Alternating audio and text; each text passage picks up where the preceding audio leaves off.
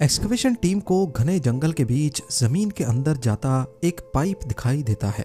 ये काफी हैरानी की बात थी क्योंकि जहां पर वो खड़े थे वो एक पुराना डेड वोल्केनो था जिसको पेड़ पौधे और घास ने पूरी तरह कवर कर लिया था।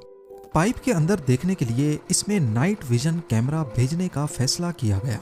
जब कैमरा अंदर गया तो करीब 30 मीटर नीचे जाने के बाद एक बहुत बड़े टनल का मंजर कैप्चर किया गया।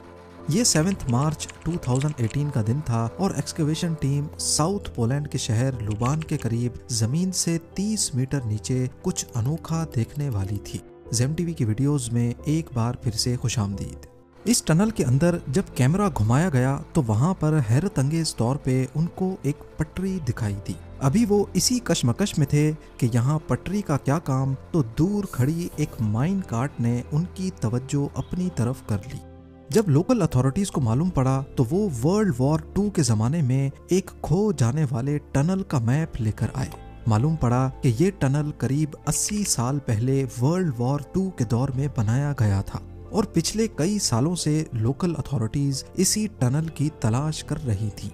इस टनल की एंट्रेंस को भारी पत्थर रखकर बंद किया गया था, जिसके आगे सालों की मिट्टी और घास भूस ने इसकी एंट्रेंस के निशानात भी मिटा दिए। लेकिन अंदर से ये टनल हूबहू मैप पर दिखने वाले टनल से मैच कर रहा था। इसके अंदर पटरी और माइन कार्ट देखकर ऐसा मालूम होता है कि ये वर्ल्ड वॉर 2 के दौर में सामान स्टोर करने के काम आता था। टनल में मौजूद अक्सर लोहे के सामान को जंग लग चुका था। यहाँ से बेलचा, ड्रिल बिट्स और कुडाल जैसे टूल्स उसी हालत में मिले जैसे उनको 80 साल पहले नाज़ी मिलिट्री के सोल्जर्स ने रखा था। वर्ल्ड वॉर 2 के दौरान नाज़ी जर्मनी और जापान जैसी कंट्रीज से मुकाबला था अमेरिका और ब्रिटेन जैसे मुल्कों का। इस दौरान हिटलर की फौज ने हजारों की तादाद में अंडरग्राउंड बंकर्स बनाए थे। शुरुआत बेशक हिटलर ने की थी, लेकिन बाद में अलाइड फोर्सेस ने भी अंडरग्राउंड टनल्स और बंकर्स का इस्तेमाल करना शुरू किया। वर्ल्ड वॉर 2 के दौरान बंकर्स काफी स्ट्रेटेजिक इंपॉर्टेंस रखते थे और इनका मकसद डिफेंस और ऑफेंस दोनों के लिए था। यानी कहीं पे इनका काम दुश्मन के हमलों से बचना होता तो कहीं ये दुश्मन पर हमला करने के लिए काम आते थे।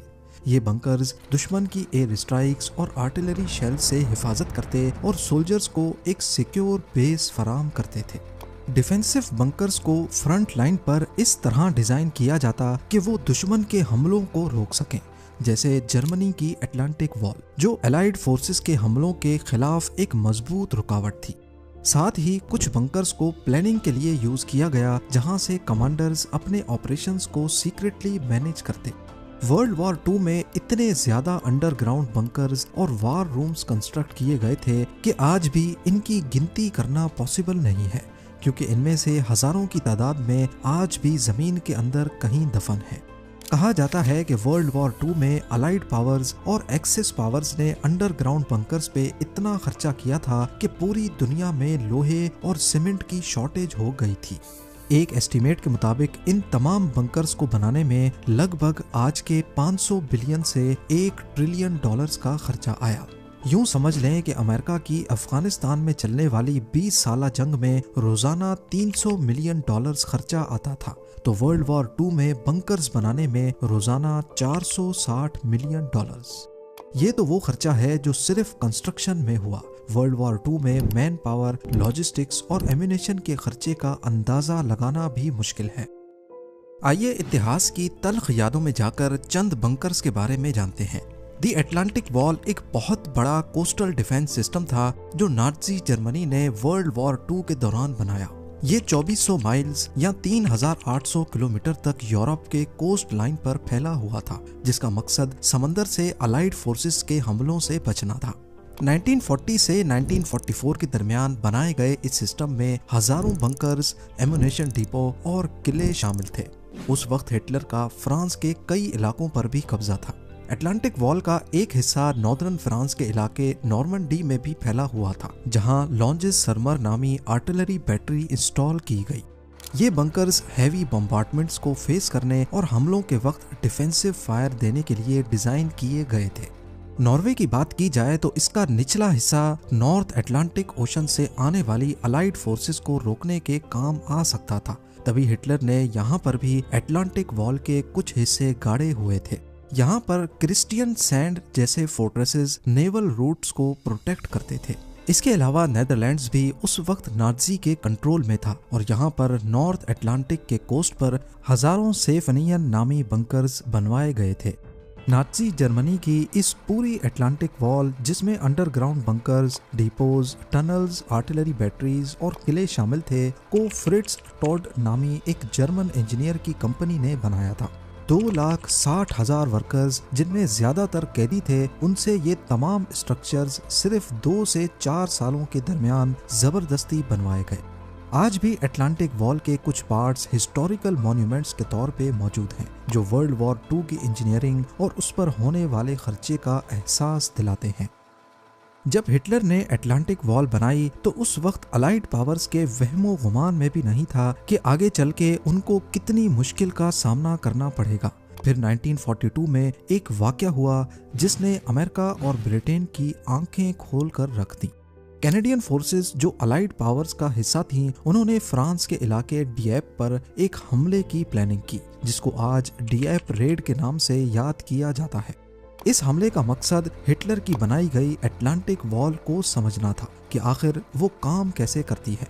इन मजबूत कंक्रीट बंकर्स ने अलाइड अटैक को बुरी तरह नाकाम बना दिया। अलाइड ट्रूप्स जो कोस्ट लाइन पर लैंड करने की कोशिश कर रहे थे, वो नाजी जर्मनी के पावरफुल क्रॉस फायर का शिकार बन गए। ये अलाइड फोर्सेस के लिए एक बहुत बड़ा झटका था, क्योंकि उनको अटलांटिक वॉल की मजबूती से इतनी तवक्को नहीं थी। इस मिशन में 6,000 अलाइड सोल्जर्स आए थे, जिसमें से 3600 या तो मारे गए या फिर नाजी के हाथों कैदी बन गए। डिएप रेड के बाद अलाइड फोर्सेस को समझ आ गया कि अगर उन्हें हिटलर की हुकूमत पर कामयाब हमला करना है तो उन्हें भी बंकर्स और डिफेंसिव सिस्टम की प्लानिंग में काफ़ी इन्वेस्टमेंट करनी होगी। लिहाजा यूनाइटेड किंगडम, फ्रांस और सोवियत यूनियन समेत कनाडा में भी बंकर्स और टनल्स की कंस्ट्रक्शन में खूब खर्चा किया गया। चर्चिल वॉर रूम्स एक अंडरग्राउंड कॉम्प्लेक्स था जो लंदन में बना था। ये वर्ल्ड वॉर 2 के दौरान British prime minister Winston Churchill का हेडक्वार्टर था। ये कॉम्प्लेक्स स्पेशली इसलिए डिजाइन किया गया था कि नाजी जर्मनी की एयर स्ट्राइक से महफूज रहा जा सके। फ्रांस की मैजिनो लाइन, जो वर्ल्ड वॉर 1 के बाद बनाई गई थी, यहाँ भी नए अंडरग्राउंड बंकर्स और टनल्स बनाए गए। फ्रांस को यकीन था कि ये सिस्टम उनकी हिफाजत करेगा, लेकिन वर्ल्ड वॉर 2 में जर्मनी ने मैजिनो लाइन को साइड लाइन करते हुए बेल्जियम के रास्ते से फ्रांस पर कब्जा कर लिया। दुनिया के दूसरे कोने में जापान, जो वर्ल्ड वॉर 2 में हिटलर का साथ दे रहा था, वहां पर भी सैकड़ों अंडरग्राउंड बंकर्स खोदे गए। ईओ सीमा के अंडर एक पूरा नेटवर्क बनाया गया, जिसमें hidden artillery positions, storage rooms और लिविंग क्वार्टर्स शामिल थे। ये टनल्स अलाइड फोर्सेस के हमले के वक्त सरप्राइज अटैक्स के लिए यूज होते थे। ओकानावा के बंकर्स और टनल्स ज्यादा बड़े पैमाने पर और पेचीदा थे, जहां हजारों जापानीज सोल्जर्स डिफेंस और रेजिस्टेंस के लिए पोजीशन में रहते। ये डिफेंसिव सिस्टम अलाइड इन्वेजन्स को डिले करने और ज्यादा से ज्यादा को मौत के घाट उतारने के लिए डिजाइन किया गया था। वर्ल्ड वॉर 2 के दौरान तमाम कंट्रीज के बनाए जाने वाले बंकर्स की इंजीनियरिंग किसी चमत्कार से कम नहीं है। एक तो जंग का समा, ऊपर से हर चीज की शॉर्टेज, और इन सब चैलेंजेस के साथ साथ हर गुजरते लम्हे एयर स्ट्राइक का खतरा रहता। और तो और अंडरग्राउंड टनल्स की कंस्ट्रक्शन में वर्कर्स की दम घुटने से मौत भी हो जाती थी।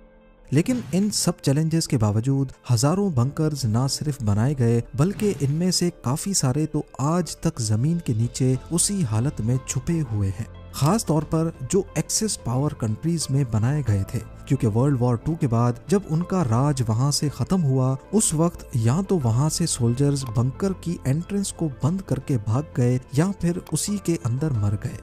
लिहाजा किसी को पता ही नहीं चला कि कौन सा बंकर किस लोकेशन पे बना था।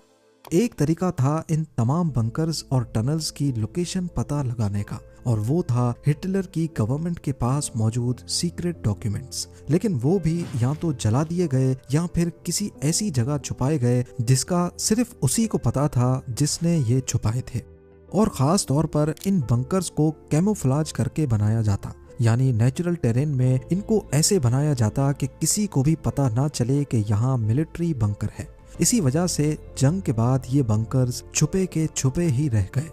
अंडरग्राउंड बंकर्स के लिए स्पेशल वेंटिलेशन सिस्टम्स बनाए गए जो ताज़ा हवा को बंकर के अंदर लेकर जाते और कार्बन डाइऑक्साइड को बाहर।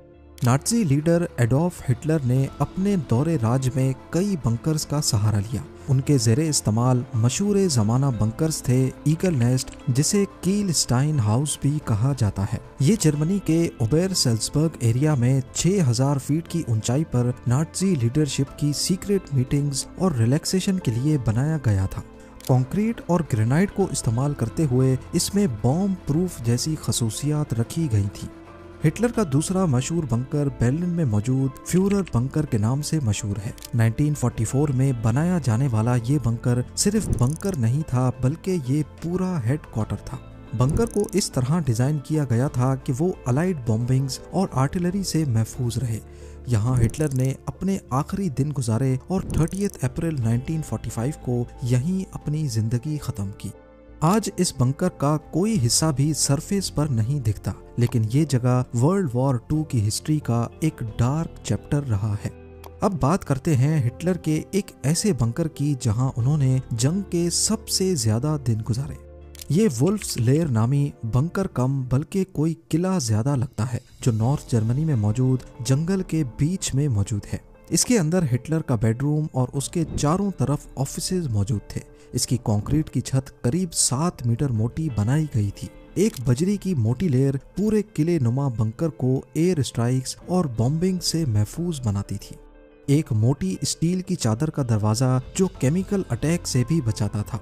किसी इजिप्शियन टूम की तरह दिखने वाला ये बंकर इतना मजबूत था कि आज भी इसे तबाह करना मुमकिन नहीं है, और सिक्योरिटी इतनी कि इसमें एक भी खिड़की नहीं रखी गई। यहाँ एक खास वेंटिलेशन सिस्टम लगाया गया था जो ताज़ा हवा को पूरे बंकर के अंदर सर्कुलेट करता था। पर इतनी सिक्योरिटी के बावजूद भी इस बंकर को जंगल के लैंडस्केप में इनविजिबल किया गया था। इसकी छत पर मिट्टी डालकर इसके ऊपर वही पेड़ पौधे लगाए गए जो आसपास जंगल में मौजूद थे। इसकी वजह से यूपर से जब कोई जहाज गुजरता तो उसे जर्रा बराबर भी नहीं शक होता कि यहाँ नीचे हिटलर का हेडक्वार्टर मौजूद है। अलाइड पावर्स यानी यूएसए, यूके, कनाडा और बाकी फोर्सेस ने नाज़ी जर्मनी के स्ट्रॉन्ग डिफेंसिव बंकर्स और अटलांटिक वॉल को तोड़ने के लिए सालों की प्लानिंग की। हिटलर की बनाई गई अटलांटिक वॉल से मुकाबला करने के लिए 1,56,000 से ज्यादा ट्रूप्स, 5,000 शिप्स और 11,000 एयरक्राफ्ट्स इस्तेमाल हुए। ये 6 जून 1944 का दिन था जिसको डी डे के नाम से याद किया जाता है। इस दिन जर्मनी ने अटलांटिक वॉल के बंकर्स और आर्टिलरी से अलाइड फोर्सेस का सामना किया, लेकिन उनकी प्लानिंग और रिसोर्सेज उतने इफेक्टिव नहीं रहे। अलाइड एयर स्ट्राइक्स और पैराट्रूपर्स ने जर्मन कम्युनिकेशन और डिफेंस का खूब मुकाबला किया। अलाइड फोर्सेस को शुरू में काफी नुकसान का सामना करना पड़ा, लेकिन आखिरकार वो नाज़ी जर्मनी का यूरोप पे कंट्रोल तोड़ने में कामयाब हो गए। उम्मीद है ज़ेम टीवी की ये वीडियो भी आप लोग भरपूर लाइक और शेयर करेंगे। आप लोगों के प्यार भरे कमेंट्स का बेहद शुक्रिया। मिलते हैं अगली शानदार वीडियो में।